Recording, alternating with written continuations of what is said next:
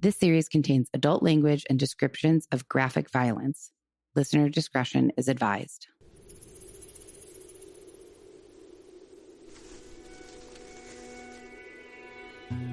Hi, guys. Hello. So, this is not a mini crime episode.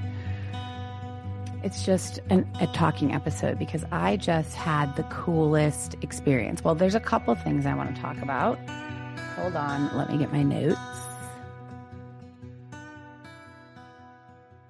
Hold on one second. I guess I should have paused before I started this. Okay. I think I have them in my notes app on my phone. So I want to share a few things, but I really wanted to share, I just got off of a recording with Jim and Mike.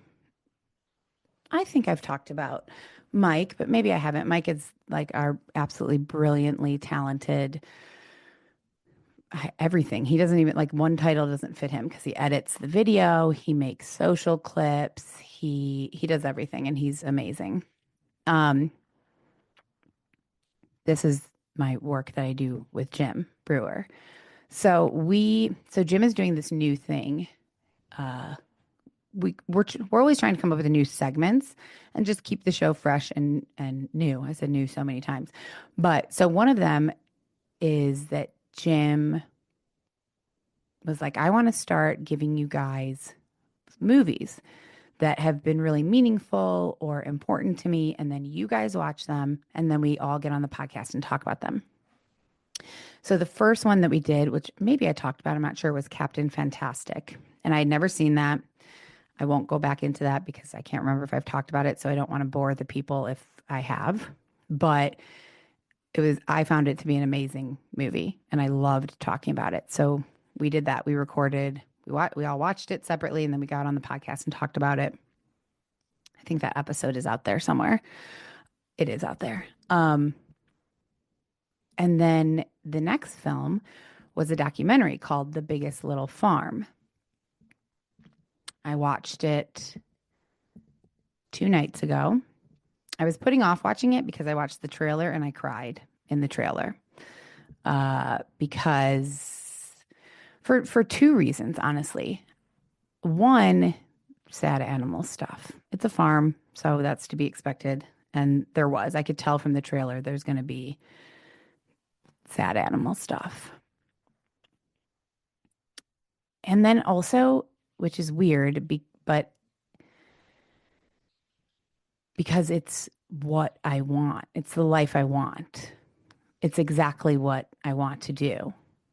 I want to wake up every morning. Now, look, in this documentary, they have a 200-acre farm. I mean, I would do that, but that's a bigger dream than even I imagined. But I have always dreamed of having, I know I've talked about it before, so I apologize, but dreamed of having some land and being able to grow my own food and being able to rescue animals.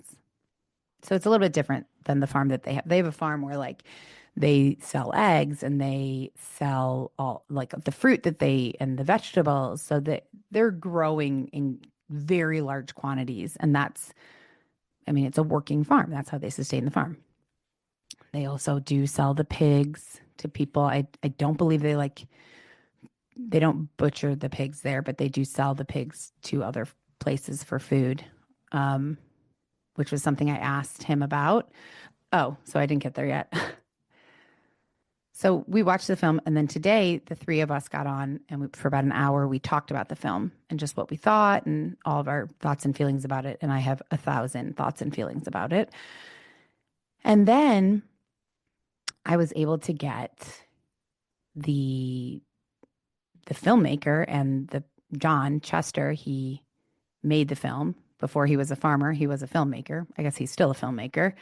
And so he made the documentary, but it's also his farm. Him and his wife start this farm. And so I cried so much through it because they like are living out my dream. They didn't have money to start the farm. He was a filmmaker in LA. She was a chef, and they raised money. They got investors. They made a business plan and got investors and raised enough money to buy this 200-acre farm in California, about an hour north of LA. It's called Apricot Lane Farms. And the story behind it. So let me finish one thought before I move on to the next. I'm trying to be better about that. So I cried, yes, because of the sad animal stuff, definitely. But because throughout this, I'm watching these people, I'm like, they're living, they're doing what I want to do. Why am I not doing this? And so it was like a combination of envy. No, I don't know what the right word is. It was a combination of emotions where I thought, this is so beautiful. It's so amazing. I don't know. It really, I couldn't help it. I just cried. It like really touched me deeply. Um, and so I was able to get John on the show with Jim to talk to Jim. And Jim was gracious enough and so kind to let me, they talked for a while and then he said, Margot, do you want to come on and ask him some questions? And I did. And then at one point I cried. I think I was just thanking him for letting me ask him questions and then also for sharing this story. I'm going to cry again. Guys, I'm not even getting my period. This just is so it's so special. It's such a special documentary. The way that this man talks about life and views nature and life and the cycle of life and death. And it was, and I'm talking about how he talked on the podcast with Jim. He does talk, there is elements of that absolutely in the documentary, but then hearing that kind of him extend upon those ideas, um, I'm not going to even try to repeat some of the things because I won't do it as well. So whenever this podcast comes out, I will share the link and I hope you guys will go watch it. I don't think I've ever told you or asked you to go watch, um, you know, like an episode of Daddy Issues or an episode with Jim, like, you know, but I feel like this was a really special episode and a very special documentary. Right now, I believe you do have to rent it on Amazon. It's like $3.99. Please go rent it, watch it, and tell me what you think. And tell me if you'd like to start a farm with me. Because the second it was over, I turned to Mark. I was like, should we like start a GoFundMe? Can we start a GoFundMe to make a farm / animal rescue where animals come and live forever? It's their forever home. And then also we can make eggs. I don't know how we would sustain the farm because I'm not going to kill animals. I'm not going to raise animals to be killed. But I would sell eggs and I would grow my own food for myself. So I don't know how that would work, but I'm going to look into it because we talked about before the John from the documentary came on.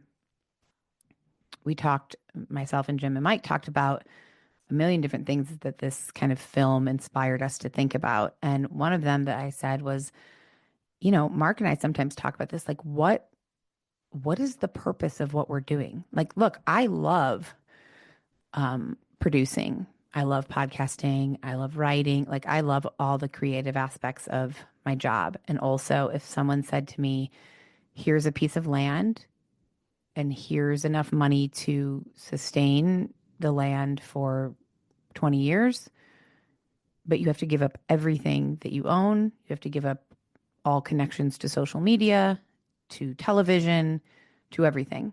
Like, no, none of it. Done. That wasn't a good snap, but I just snapped for emphasis. Done in a second. I wouldn't even think twice about it at all. I mean, need to bring my dogs and cat and Mark. But other than that, if I couldn't bring anything else with me, that was it for sure. Done. But so we talked about like, but I like my work. I loved being a teacher. I loved that too. That felt at least like I was maybe changing, I was making an impact. So I felt like there's a little more purpose to it. My job now, while I do enjoy it, I like anybody, I'm not special. Anybody could do this. Anybody could sit in front of a microphone and tell true crime stories, and fucking half the population does. Um, Anybody could produce a podcast. So, often the idea is that we're working to have money, to buy nice things, to travel, and then to ultimately retire so we don't have to work. And this is nothing like I'm not trying to say that this thought is anything profound. I know that people think about this and this is a common thing to think about and talk about, but why? Like why am I don't want to retire at 65 and do what? Play cards all day? No.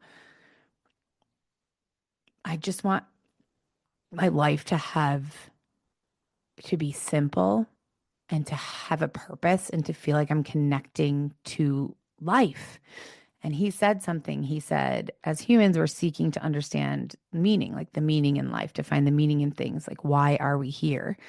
And something that the farming has helped him do is feel connected to life itself because it's happening all around him. The soil's alive, the trees, the crops, the animals. And then he said something else. He said, in the face of struggle, nature doesn't focus on regret. Nature focuses on the solution. And he gave the example. He said, if a coyote loses a leg and he only has three legs, then the coyote's not sitting there thinking, oh, poor me, I lost a leg. Oh, I feel bad for, not, I regret losing a leg. I wish I hadn't done that. What if I had made a different choice? He's not thinking any of that. The coyote is thinking, okay, how do I exist with three legs? This is where I'm at. How do I move forward? And he was saying that like that's what nature does. That's what the farm does. Nature's always looking for a solution. It's not looking back. He said so many beautiful things. I won't quote anymore. Those were two of the great things. Um, Excuse me. It was it was very moving. Obviously, I don't think I've ever gotten off of one podcast to jump on here and do another one and talk about it. But if I had any question, if this was something that I would like to do, I have no question anymore. And Mark had said, so when I turned to him and I said, should we start a GoFundMe so that we can start like an animal sanctuary slash farm? Sustainable farm is one of the more important things. So the great thing about this documentary, sorry, I know I'm jumping around, is that when they started this farm, they wanted it to be a sustainable farm where they're not using any pesticides. They're not killing things just to kill them. So like you see, they have a snail problem. And I mean a snail problem. Tree trunks, it looks like it's just a tree trunk, but it's not. It's covered in snails. But they're not going to they don't want to spray the snails. They don't want to do anything like that because then that affects the crops and this and this. So they wanted to come up with a natural solution. Well, what they figured out was ducks, and they have a lot of ducks because they have a pond that they made with catfish in it. Ducks love snails. So they let all the ducks loose in these crops with all the snails, and they ate all the snails. They had a mole problem. The moles were eating the roots of their trees, and the trees were dying, which is a huge issue.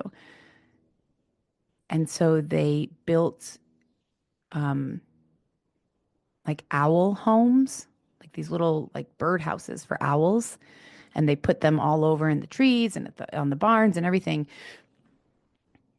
And the owls came, and the owls ate the moles, and they ate like 50,000 moles or something like that. I might be making that number up. I may be exaggerating, but and so they found like nature like finds its own solutions. And something I wrote down about the film that I thought, um, where is it? Where is it?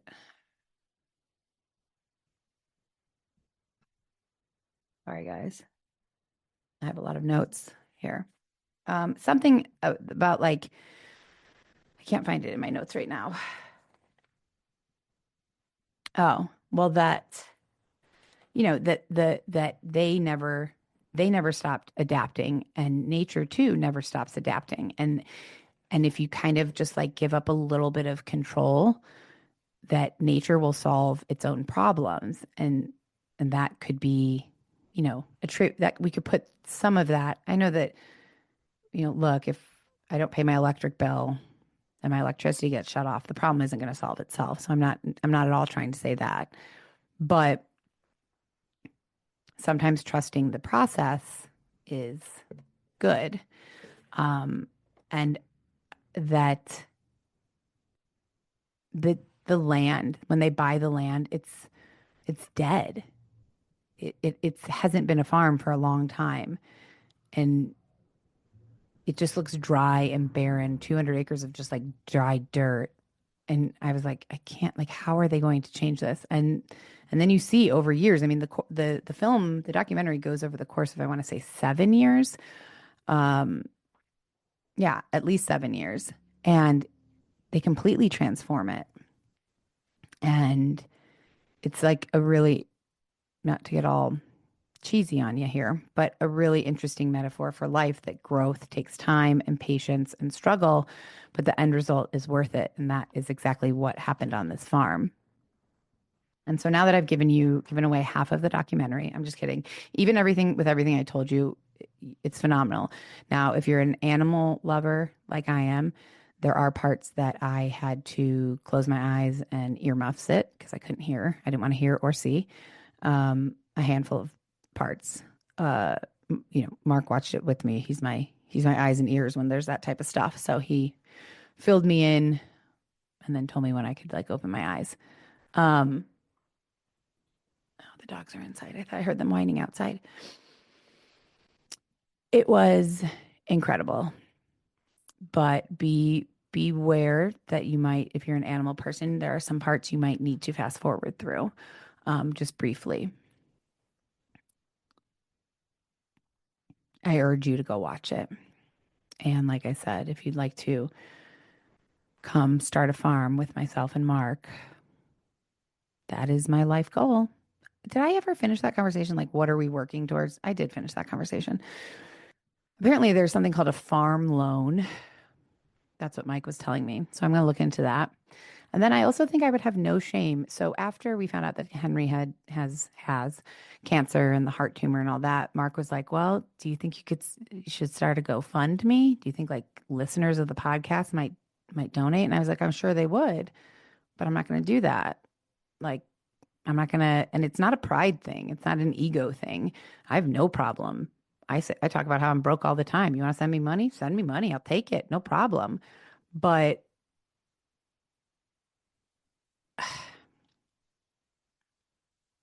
I don't know, a prompted, can you help me pay for, like, look, if it was me, I don't know if I would. Now I'm getting all tripped up in here. I'm getting in my head. I don't know. It didn't feel right. It just didn't feel, I didn't want to put that on other people. And and in the end we decided we're not gonna, you know, do any treatment. And isn't it strange? I mean, that was last August, maybe, that we found out about this, and we took him up to the cardiologist. And then I took him to an oncologist here in Tucson, and she was like, you have to, here are your options. There are $8,000 billion, and you have to start treatment immediately, or his life will be very short. And here we are in March. Was it this past August? Yeah, it was August, September, October, November, December, January, February, March. So we're 8 months, no treatment, still going on walks every morning and every night. Knocked on wood there. And if he died tomorrow, I would feel good about that the last 8 months of his life have not been painful, he's not been sick. We haven't spent every day in the vet getting radiation. So I don't know where that was going, but there we are. But the but would I start a GoFundMe to start a farm? Yes. And I don't know why, because maybe because it's a bigger picture thing. Henry is my dog. Why should anyone else have to pay for his treatment if we were going to do treatment? But starting a farm like that, it's not just about me or Mark. It's about saving as many animals as I can. It's about, I would love to have to offer that was the cat, if you heard that. I would love to offer to have like field trips, like classes of kids from schools come to learn about the animals and get comfortable being around animals and learn about gardening and farming and things like that. I realize that you can't make money doing that, but that would be the dream. So it's less about me personally. Yes, that would be my dream life, but it's also bigger than that. So I might start a GoFundMe. I feel like you'd really need a crap load of money though. I feel like how they did it in Biggest Little Farm with going and getting investors is what you really have to do because you need some people with some deep pockets. And I don't know. We'll see. I feel like it's worth investigating. So, okay, let's see. Other things I had on my list. Oh, so this one is going to be not for everyone, but it's weird. I don't think I've heard from anyone that anyone is taking any of these weight loss medications. I feel like half the world is taking them, but I haven't heard from one listener that they are. And so maybe I just have the most elite, fit, comfortable, confident listeners in the world, and nobody needs to take it. And that's great. I'm very happy about that. But if you are and you're open to sharing, I would love to hear from you because this has been a journey for me. Um, And so I don't know how much people know about it. I've explained all of this to Mark a bunch, and I think he wants to never hear about any of this again. But, I did talk about on the podcast how back in June, I think, or July, maybe, I, well, I know that I talked about before we went to Belize. So now we're talking over a year ago, like a year and a half ago. I was really trying to lose weight. I'm always trying to lose weight until I actually lose it, which has been a really hard process over the past 2 years. Since hitting 40, I feel like my body has said, no, nope, we're not going. It doesn't matter how little you eat, how much you eat, how healthy, how much you work out, doesn't matter. Nothing's going to change.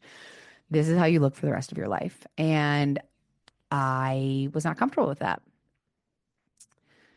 So I tried, I got compounded semaglutide, which is the ingredient in Ozempic and Wegovy from himsandhers.com because I was already getting an antidepressant from them. And it was a really simple, easy process and somewhat affordable. I don't have health insurance, so it's a good option. And and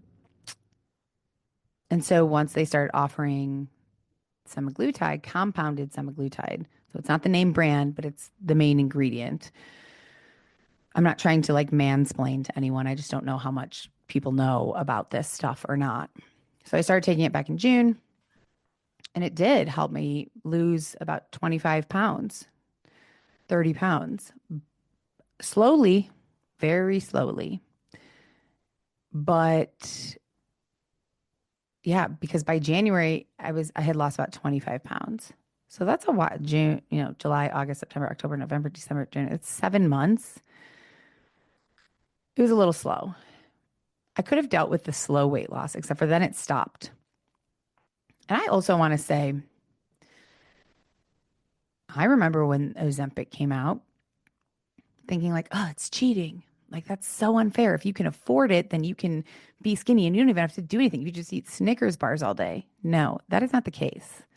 Now, I don't know about the name brand. I took name brand Wegovy back when I was at Cavalry for like a hot second because I had insurance. It made me very sick. So I was hesitant to try the semaglutide again, same ingredient. I did because I was like, I don't want to live like this. And I don't have health insurance. So being overweight is a health concern and triggers a bunch of other health concerns. So without health insurance, I need to keep myself as healthy as possible. So I went on it, lost some weight, mildly nauseous pretty much the whole time.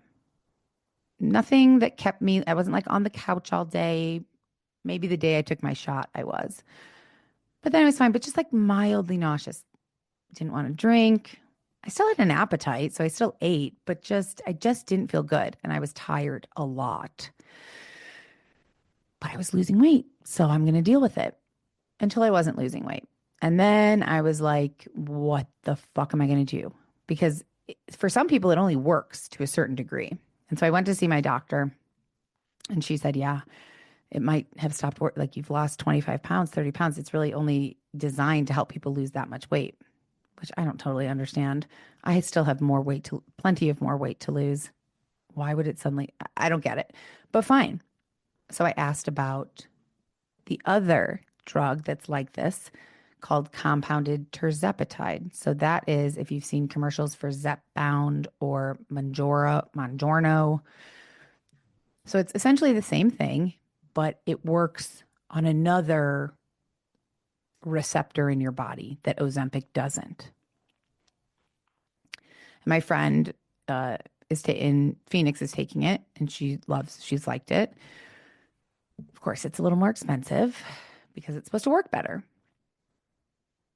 So she said, yeah, I'll write you a prescription for 1 month. I'll send it to the compounding pharmacy here. They'll call you to pay. And they did $625 for the month. I was like, I can't do that. So I took to Reddit. Is that a saying?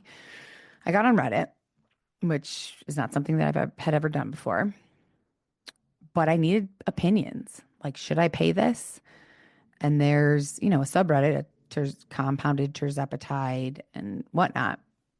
The wealth of information. I think I either talked about this on a private episode for Patreon or on the last bonus where I talked about Flagstaff. The amount of information, so I'm sorry to repeat myself, but the amount of information in there was spectacular. It helped me so much. I learned that as of the 19th, which is today, compounded terzepatide and compounded semaglutide I think semaglutide, but definitely terzepatide. So definitely the better one that I was just starting to take. I mean, this was a couple weeks ago, is going to no longer be available because Eli Lilly, the manufacturer of Zepbound, the name brand version, there's no shortage anymore. There was apparently a shortage with the one-use needle pens. And so when there's a shortage of a drug, compounding pharmacies are allowed to manufacture essentially the same drug, but not name brand. And when that shortage is over, those compounding pharmacies are now not allowed to because Eli Lilly wants all the money. They're already making, I want to say, billions off of these weight loss drugs. But that's not enough. They can't let anyone else who maybe can't afford or doesn't have insurance, now no one can get it. You have to go through Eli Lilly to get it as of today.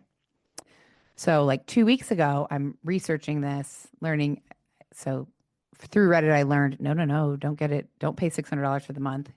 Go to this telehealth company or this telehealth company. So I used a telehealth company called Brello. Doesn't matter anymore because now this is not available. But I was able to get 3 months for $500. That's a deal. Great. I started taking it. I expected to feel sick like I did with semaglutide. I did not. I felt great. I had more energy the day that I took the shot than I have in months. I was not nauseous. I felt fantastic. And I lost weight last week or 2 weeks ago, whatever. The first week I lost weight right away. I was like, okay, if this is really not going to be available anymore after March 19th, what am I going to do? I can't afford to get it from the manufacturer. So back to Reddit I go. And people are basically like, you got to stock up. You got to go to now a different telehealth place, which is not going to be as cheap because Brello is the cheapest, but you got to stock up. And I was like, well, I don't have any more money, so I can't. But I'm unwilling to only have 3 months of this and no more because it in a week it's working. And I know that may sound silly to some people, but if you have struggled with your weight, with being overweight for a lot of your life, for most of your life, and you are doing everything right, exercising, eating right, not drinking, getting enough sleep, drinking enough water, all the fucking things, and nothing is changing. I understand like acceptance and I should accept my body the way it is. And I know all that. I went to an eating disorder rehab back when I was 19. Like I'm clear on all of the things. And I was doing all of the things and I was being patient and nothing was happening. It is excruciatingly frustrating and disheartening. And so then finding something that actually does work and I don't feel sick on it, I would have ripped a kidney out and sold it if I needed to. Luckily, Mark let me, I took a loan from him and I went to another compounding telehealth company online and got 3 more months supply. It was double the cost. Excuse me. But now I have, if I take a low dose, I have, I don't know, enough for maybe 9 months, 10 months. I don't know what happens after that, but that's the most I could do. I actually was interviewed by somebody at NPR Fresh Air. All things considered. It played yesterday, and I think an article comes out today. It's just brief snippets from this interview. She interviewed me um, because I was in the Reddit group, and she asked if anybody would be willing to give an interview about this whole entire process and how we feel about the fact that this stuff won't be available anymore. And so I did, and I feel angry about it. I think it's so fucked up. And I'm not going to get into a whole conversation about how like the healthcare industry is keeping us sick and overcharging and blah, blah, blah. I think like we're all pretty clear on that. Whether you agree or disagree, it's undeniable that the health the healthcare industry is making a killing and bleeding people dry who are trying to get or stay healthy. So that's what I talked about with her. And yeah, and that's how I feel. I feel like it's just incredibly fucked up. These drugs are life changing for people. I mean, look, I have weight to lose. I had and have weight to lose to be healthier. Of course, there's a vanity aspect to it. I would be lying if I said it had nothing to do with me looking in the mirror. Of course, it does.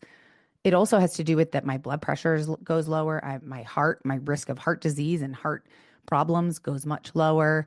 It's easier on my joints, my knees, my back to lose weight and to be healthier. My asthma gets better. Like there's a million reasons. And there are people who are even have more health problems from being overweight, who are far more overweight. And these drugs are changing their lives. And Eli Lilly is literally making it as difficult as possible for people to obtain these life-saving, in some cases, life-saving drugs. And if you really get into researching how much it costs them to make these drugs versus what they're charging, it's disgusting. And you know what? Fine. Be the name brand, charge that for people with insurance, people who can afford it, awesome. But also allow for other options for people who can't. And now they've completely eliminated those. So a lot of these telehealth places, if you go to their website, they're not even offering these drugs anymore because they can't, because it's not allowed. because a judge passed some ruling that compounding pharmacies now cannot produce these drugs. So I'm hoping by the time I run out, perhaps there will be more options, but who knows? There's a lot more I could say on that, but I feel like I probably already bored a lot of you already, so I won't. If there are any of you who are taking this, have taken it, dealing with it, curious about it, want to share anything with me, I'd love to hear from you. But I guess I will leave that at that. Really went like from this amazing, inspirational, incredible documentary that I watched into talking about weight loss medication and the healthcare industry. So, whew. Do you guys check Instagram first thing in the morning when you wake up, or Facebook or TikTok or whatever your social media app of choice is? Like, is that something that people do?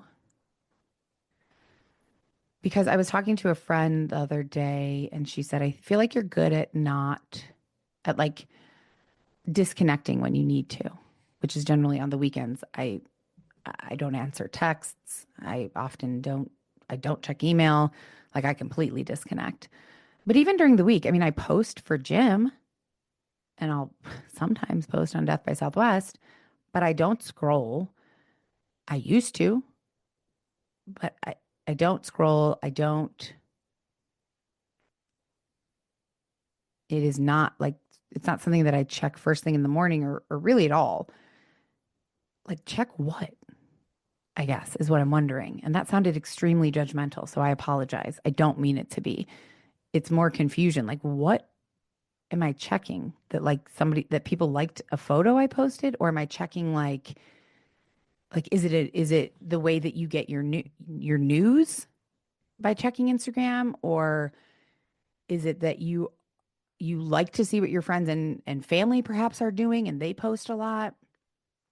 Because I don't like my small amount of friends and family are not, well, I guess that's not true. I guess Jackie posts on Facebook. I don't know. I kind of feel like if you have something to show me, you can text me a picture because that's what I do. I don't post really. Sometimes I do. I posted for my mom the other, whenever her death anniversary. So sometimes, but I don't know. And I don't know why, because I used to spend a lot of time on TikTok, a lot. When I was in Atlanta, that I wouldn't fall asleep with the TV on. I'd fall asleep like scrolling TikTok. So I don't know what changed, but I don't do it now. And I'm wondering, I don't know, it's kind of a personal reason. I'm wondering why and what for people who do, like why do you?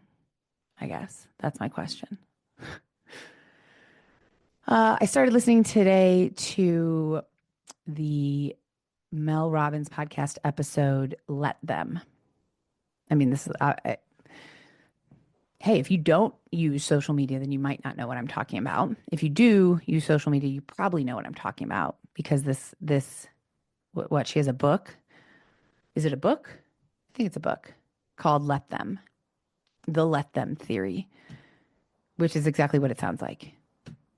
If you really want to work in the garden, but your partner wants to go to Home Depot, let them.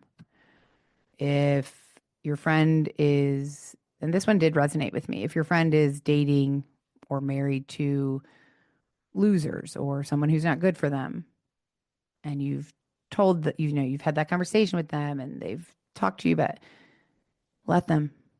You're not going to convince them to leave. And so I appreciate the concept. I think it's very simple, which is great because that means it's accessible for most people. Um, it can be applied to just about anything. But I think there is also a fine line between let them and I did not listen to the whole podcast. So it's a book, but she has on her podcast, she has an episode about this theory. And I didn't listen to the whole thing, so maybe she does address this, but I would imagine, just from the little bit I listened to, that there's a fine line between let them and being a doormat or being complacent. Because if you apply that to like, I mean, maybe it does, my friend's an alcoholic and I've been trying to get them to stop drinking. Well, let them drink. I mean, yeah, I guess so. I guess you can't really get somebody to stop drinking. Um, but I don't know. There's something there like my,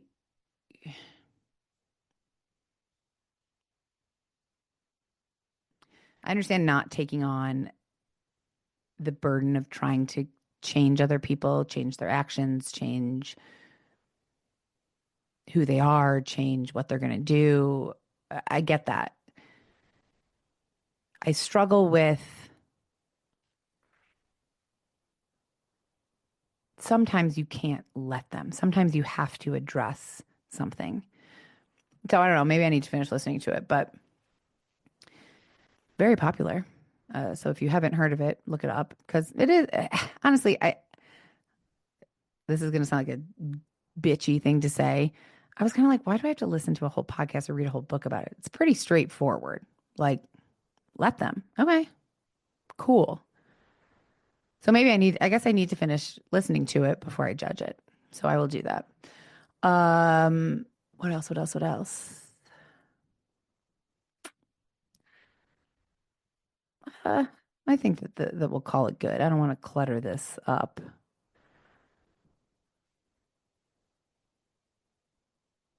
Yeah. Okay. Well, then that's all I got today. That's my recommendation is The Biggest Little Farm. It's on Amazon or Apple TV. You have to pay for it. It's worth the $3.99. It's really incredible. Do you want to come start a farm with me? And that's it. I have some TV recommendations and stuff, but I feel like that's a different episode to do that in. So I love you guys. Thanks for listening. I really wanted to put music in yesterday's episode. It was too late. I just couldn't do it. So if you like the music when it's in there, I'm sorry. I am going to try to continue doing that. Last night just wasn't happening. And that's it. Email me, text me, tell me what's up with you guys. Tell me anything interesting. I love your TV recommendations, your book recommendations, product recommendations. Any of the ladies that are listening that are around my age, if there is something that you use, whether it be like a lotion or a serum or a makeup item that you find really works well. Wow, that was weird because the blur behind me, my hand looks, whoa, why is it only doing this side? um, please tell me. I'm always, and if it's affordable, please tell me. Okay, that's it. I'm out of here. There is a mini crime episode, but remember, I'm going to keep you guessing. I'm not going to tell you when. So you're just surprised. That's my commitment issue right there. Okay. Love you guys and goodbye. Death by Southwest is hosted by Jenna Schneider and Margot Carmichael. Executive produced by Margot Carmichael. Produced by Jenna Schneider. Audio editing and sound design by Margot Carmichael. Music by Soundstripe. And a special thanks to Edward R. Murrow for letting us borrow his famous sign-off phrase, good night and good luck.